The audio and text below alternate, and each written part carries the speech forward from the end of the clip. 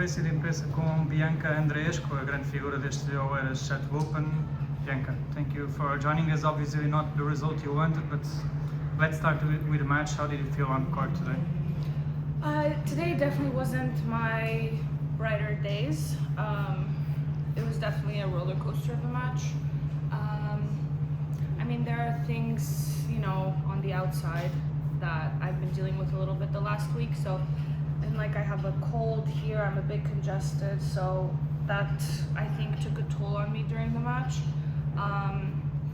Of course, I don't want to take away, because she did play good, but I know that I wasn't, at my best in many areas. But yeah, I mean, she's a great player. I think she was top 30 before, right? So no, she deserves it. She was the better player. How tough was it for you to step on court? Because I saw you getting your blood pressure checked during the match. So did you think about not playing? Or how was it before? No, it wasn't that. I mean, a cold is a cold. That's something you can push through. And the blood pressure, just because my nose bled, I think I was blowing my nose too much. I don't know exactly what, but it's just protocol. That was, it did seem a little bit dramatic, but everything's fine. And of course, welcome to Portugal. I think first time for you here, I believe? For a tournament, I believe, but I've been here. I went to Madeira and I was in Porto and Lisbon just a little bit, just for the day to catch my flight. Just for fun. Yeah, just for vacation. I love it here. First of many, what do you think about playing in Portugal? Are you come back in the future maybe? Or? Yes, why not? I love Portugal. The people are amazing. The food is great, and the organization here has been quite good. So I don't see why not. If you look at your career, clay has never been your best surface. I think you can say that. You made a great result in Rome in the past, I think quarterfinals, but of course, of course, at your best surface. Look at your career, but how's your relationship nowadays with clay? With clay, yeah. I think it's getting better. I just need to play matches, and I think I'll get the hang of it, I would say, in the juniors. And even in the ITFs, when I was 16, 17, I was doing quite well. So I don't know what happened, honestly. I think hard courts, obviously I grew up on hard courts, so that's just a little bit easier for me. But I think my game suits the clay very well. I just need to be more patient. I think that's the thing for clay. You need patience. You need to really build the point. Hard court, you can get away sometimes just slapping the ball, right? Because it's a bit easier to hit winners. But here you really have to build the point, yeah. So maybe it's more about patience for me. You could have played Madrid if you want, I think, with your ranking. Did you choose to play here to get some matches under your belt? Yeah, I wanted to get some matches, but also there's a new rule, I think, right? Because this is the first time that there was a 125 or a tournament during the first week of Madrid, I believe. So there was some issues with the cutoff situation, priority 1, priority 2. So of course it would have been nice to play Madrid, right? It's a 1,000 event. You want to be able to showcase what you have in the bigger events. But also I thought coming here would be great because I thought I would maybe get more matches, but. I mean, at any tournament, at any level, it's any given Sunday. I mean, it really depends how you feel that day and what opponent you have, and there's so many variables. But I mean, I fought well with what I had today, and that's all I can be proud with. You've had some good results this season already. So overall, how do you see your tennis, your level? Not today specifically, but maybe since the start of the year.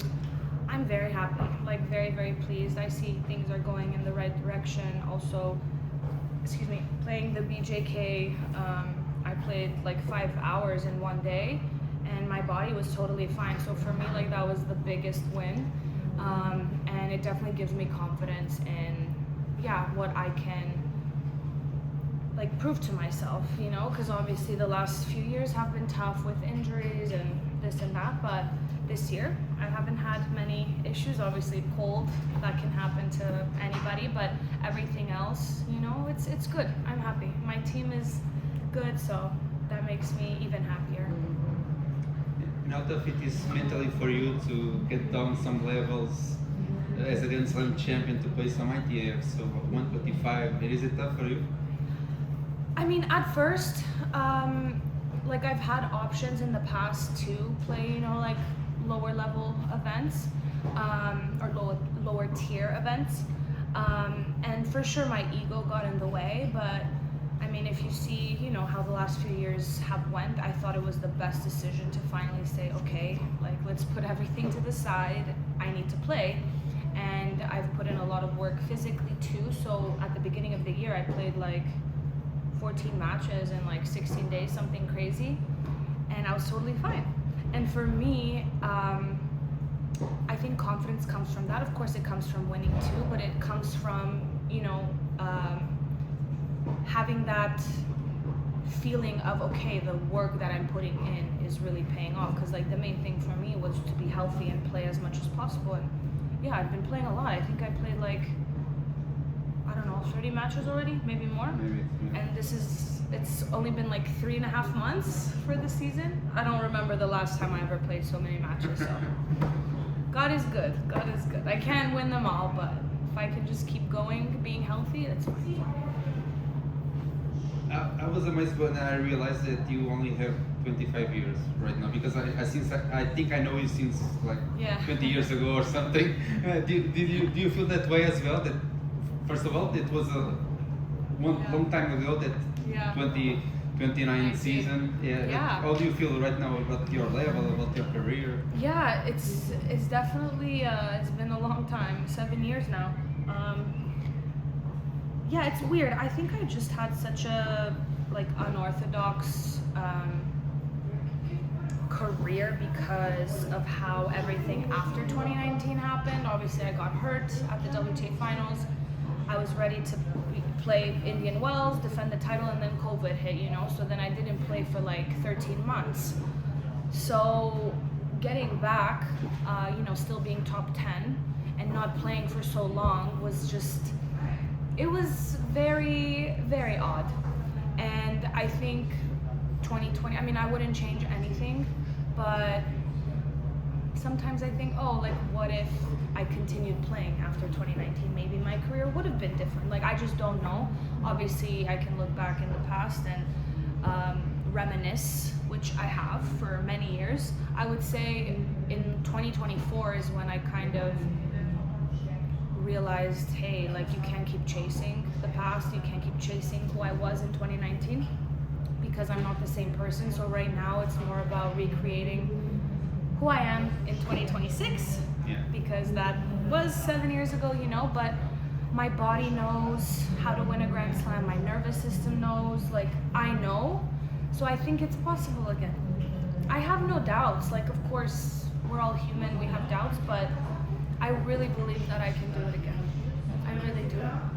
How do you deal with expectations from others? Because even this week you are by far the biggest star here, so there's always expectations around you because of what you've done. Is it easy for you? Easier at least now that a few years have passed? Yeah, definitely, since, you know, that's been a while ago. It definitely helps for sure, because I don't put so much importance anymore on winning and losing like I have in the past, and that just completely screwed with my morale. And now I have two things. It's effort and intention. If I can, you know, give the best with what I have that day.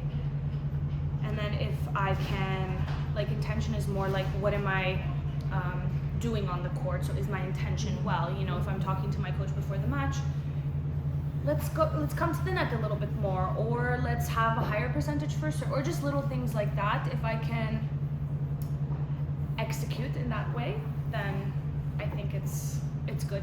Even if I miss, or even if I win, or if I lose, at least I'm like executing, if that makes sense. So effort and intention, and then the rest, we can't control the outcome, right? It's in God's hands. So it'd be nice to win every time, but then it takes the joy away from the sport, right? And in life. So speaking about that, wouldn't sometimes appreciate it as much. sorry. No, that's fine. When you speak to players that have been through more or less the same, they tell us that they enjoy more now. Yeah. Is it the same with you? Do you enjoy more now? Yes, and I think that's, at least for me, it's because I don't focus only on winning and losing, because at the end of the day, tennis is a game, and we are so lucky to be here. I mean, I have to remind myself sometimes, like, it's an honor, and I don't want to take it for granted. But if I didn't go through all those hard times, I wouldn't be here and saying these things, right? So it's all about perspective at the end of the day, and I'm still trying to figure it out. I mean, we don't know anything, right? Like, we're just going through life and trying to figure it out. So if I can do what I feel is right in the moment, because we don't know what's right and what's wrong, but if we do what we feel is right, and see how it goes, then I've done what I needed to do. Can I just ask you one more thing about the current top of the ranking situation? About it seems like nowadays the top dogs are the big hitters at the moment. Sabalenka, Rybakina, even Iga used to play with a lot of spin, and now she plays with a lot of power. Yeah. Can you compare a little bit about when you were number 4 winning the US Open? Do you think nowadays big hitters are the ones, and power is more important in 2026?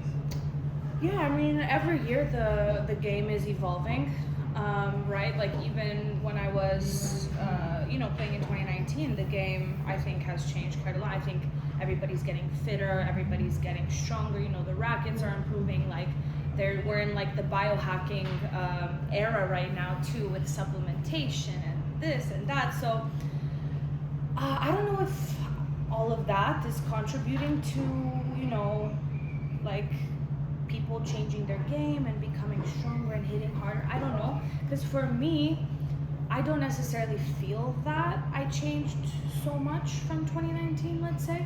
Like, I still want to keep that variety. And I mean, if you look at Karolina Muchova, like, of course she's a power hitter, but she can also, have more finesse. I think it's very individualistic. So yeah, I don't know. But of course, like, if you want to last, I guess, the whole season, if you have more of a grinding game style, maybe it could be a bit tougher, on the body, being on court for so long, or if you're me, playing 3 sets a lot. Yeah, I don't really know how to answer that question, but I hope that helped a little bit. Yeah. Yeah. Thank you. Okay. Thank you very much.